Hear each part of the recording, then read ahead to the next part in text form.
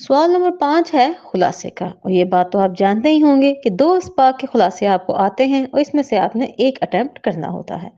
एक खुलासे को करने के लिए आपको मिलते हैं सिर्फ 10 मिनट और इसके टोटल नंबर हैं 5। यहाँ ये बात बताते ही चलो कि आपका खुलासा 2.5 पेजेस तक लाजमी होना चाहिए और हमेशा तवील चीज लिखते हुए इस बात का ख्याल रखें कि ये पैराग्राफ में लिखनी चाहिए।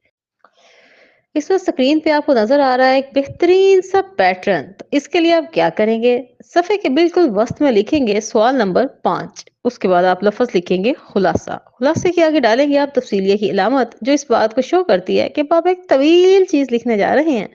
उसके बाद आप सबक का उन्वान लिखेंगे बोल्ड करके सवाल नंबर 5 को फॉलो करते हुए उसके बिल्कुल नीचे। उसके बाद एक लाइन को आप छोड़ देंगे। जितना लंबा आपका उन्वान है उसका सेंटर को इंतहाब करते हुए नीचे आप 2 डॉट डालेंगे। ये राब्ता की इलामत कहलाती है उर्दू में। दाईं साइड पे आप लिखेंगे